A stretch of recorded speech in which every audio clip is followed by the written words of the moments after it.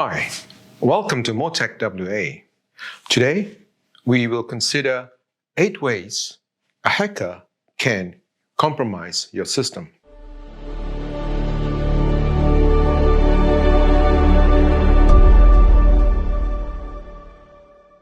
When you hear security breach, what springs to your mind? Typically, what comes up is some malevolent hacker sitting somewhere in a basement, looking at screens, matrix-style screens coming down, trying to figure out what your password is. Or could be a young, pimple-faced teenager sitting in a garage or in a study trying to gain access to your system. Or could be a supercomputer in a university or lab somewhere trying to gain access to your credentials. Now, hacking is all about one thing. It is your password. If someone can guess your password, they don't need fancy hacking techniques or even supercomputers. They just log in, act as you, and gain access. If your password is short and simple, it's game over. Now, there are 8 common tactics hackers use to hack your password. First up, the most common hackers use is the dictionary attack. Here, it is when a hacker automatically tries every password defined in a dictionary against the password field. And the dictionary isn't strictly one that you used in school. It's typically common words. For instance, could be your mother's maiden name, or could be your first name or your last name, or could be a combination of both, or could be your birth date, your driver's license. These are common dictionary attacks. It could even be more common ones. Normally, when you access a computer, by default, welcome 123 could be a common one, or it could be password 01 as commonly used in most Windows systems when you try to log in. Generally, you need to change that. For a hacker, it's easy. He knows what the generic password is, and he will use it. Especially for Wi-Fi routers, when it comes in, by default, some of them in the admin console is set up as being admin, or admin password. Next method where hackers come in to compromise your system is using a brute force attack. In this case, the attacker tries every possible permutation of the combination of letters and numbers to gain access to your system. Now, it's quite complex for them. They can run a permutation algorithm to get hold of your password. But if you consider running, for instance, make it complex by putting weird symbols in your passwords, then it minimizes your compromise. Now, this brute force attack normally try, for example, on a keyboard, you have the word QWERTY, Q-W-E-R-T-Y. Sometimes users will put number 1, Q, number 2, W, and so forth, interspersing the numbers with the letters. Now, this is a common method a lot of people use. Again, a hacker would try that in the first hand and try to access your system. Now, this is one way where you try to minimize your password by not using such a combination of alphanumeric characters. Now, again, it can be strong if you include certain symbols in your password, and the length of your password, 16-digit, 20-digit, that would help in protecting your credential. Again, brute force attack is one way where hackers come in and they try their best to compromise what you have. Because importantly, that's how your lock and key basically can figure out how they can access your system. My suggestion is to protect yourself is to include certain combination of alphanumeric characters and symbols to represent your password. Now, the next one is a very common one. We always hear it on the media. It's called phishing.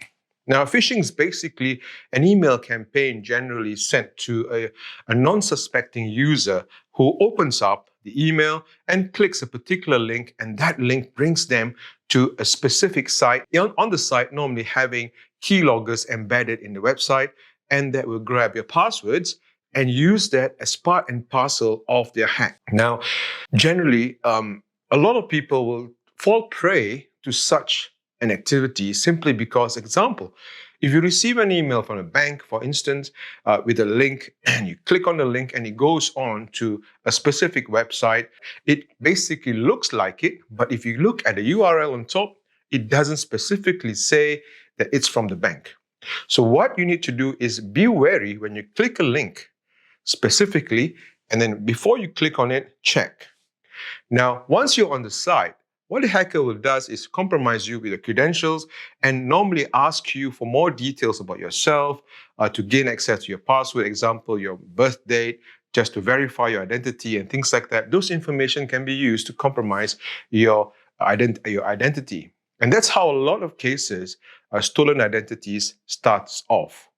So you give your name, you give your mother's maiden name, you give your date of birth, for instance, or your driver's license. And that becomes part and parcel of their ability to gain access to your credentials. Now, generally, you can protect yourself from such phishing emails by installing what you call malware protection. Antivirus malware. There's heaps of them on the market. You can use any one of the Kaspersky, AVG, Norton Antivirus, McAfee, heaps of them. Just for your information alone, anti-phishing emails, right? There are more than 300 million phishing links sent out on the internet every day. And this number is just a very conservative number. It could run to the billions. Emails just go out. Now, especially now in the COVID-19 pandemic, such phishing emails continuously get sent out to us. And with this information coming into the picture, we tend to click the link and want to find out more. And that's where we become vulnerable to these attacks. So do be careful when it comes to links sent to you, whether via your mobile phone especially, or via your email, whether WhatsApp or whatever form of communication you receive. That is the key for hackers to come into your systems. Generally, just to protect yourself, governments, even tax departments don't send you messages specifically if they need to communicate with you. Generally, they would publish it on their website, and you need to go to specifically their website, ATO, for instance. Go into ATO directly, and the information is there for you to find out. They generally never email you anything unless there is a correspondence which you have initiated with the government agency and you want to gain some services, for instance. How would you stay safe regards to these phishing emails? It's simple.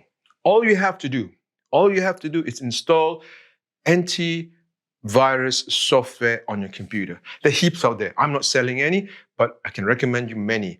Norton Antivirus is one of them. McAfee Antivirus. You've got Kaspersky.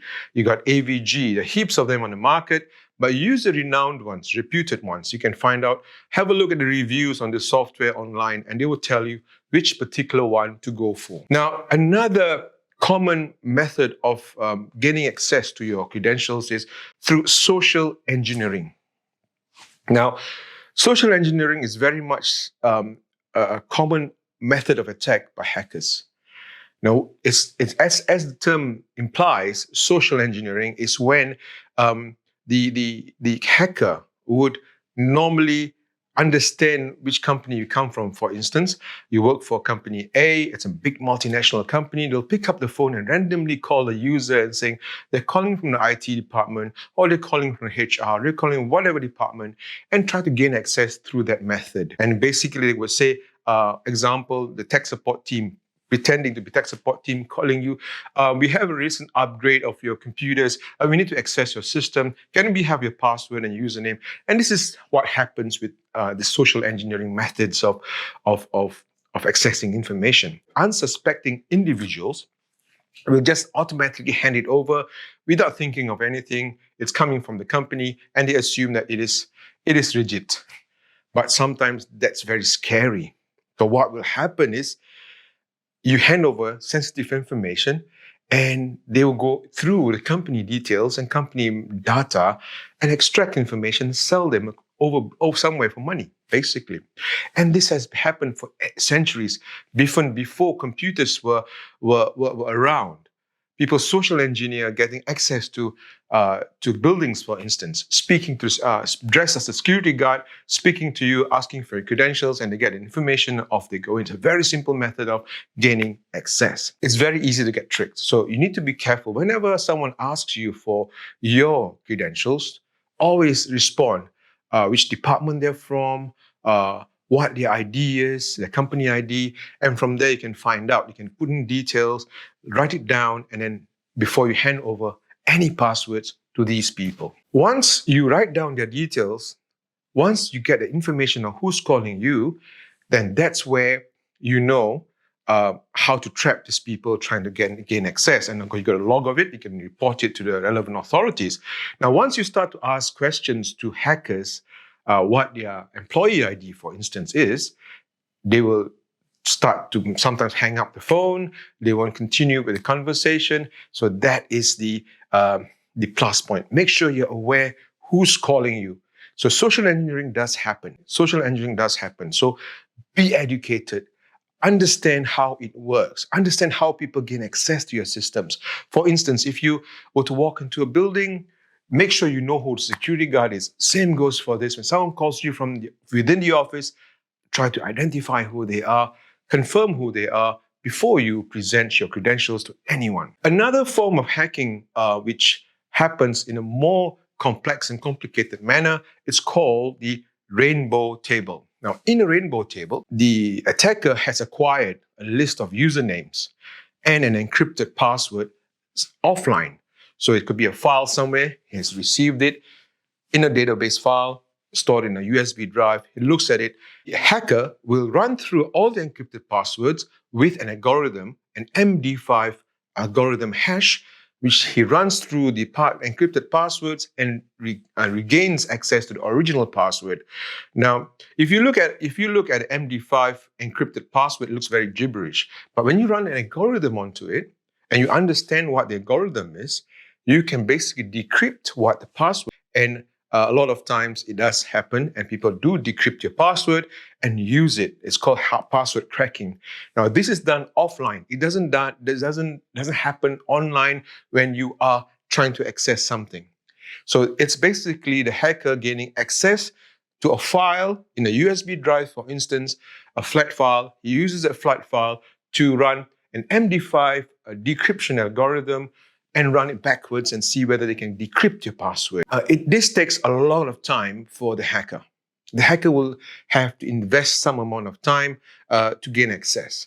Now, this is, well, if the company he's trying to access is worth billions of dollars, it's worth his time to gain access. For example, trying to access BHP Billiton, for instance, or Rio Tinto, or even the government agencies. So he would invest his time, a couple of days, 3 days, 4 days, just to get in, just to get the password to crack and get hold of information within the company. Once he gains access, then that's it. So the pros of this, the advantage for the hacker is once he figures out that complex password, he has access to every single password in the organization, from the CEO right down to the janitor. So in that way, he knows which levels of information he can access. Again, as I mentioned earlier, it requires a lot of investment on the hacker.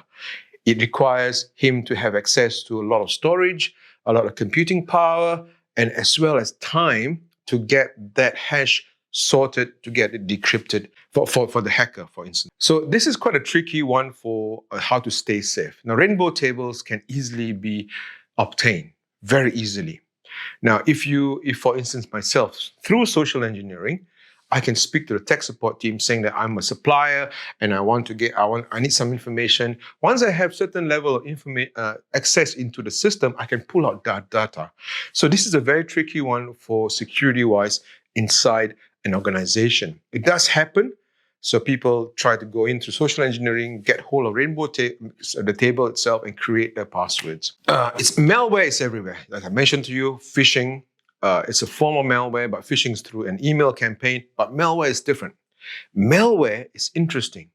It's example, you receive even a document. You receive a document like mydetails.doc.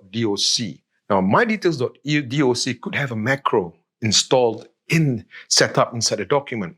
Someone launches that document and then automatically installs a keylogger inside your computer.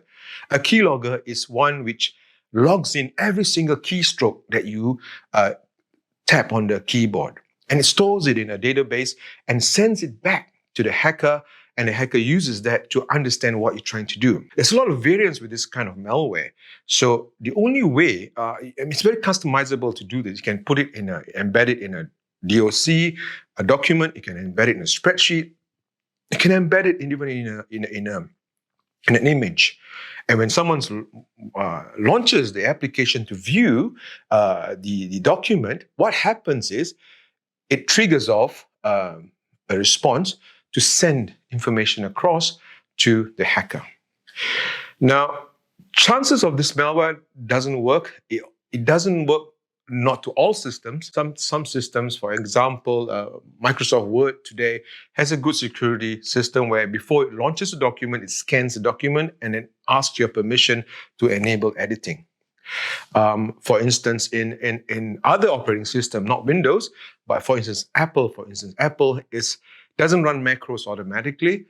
It has to have the permission of the users to allow for macros to run. No matter what you do, before you install anything, before you open any document, always check the veracity of the document.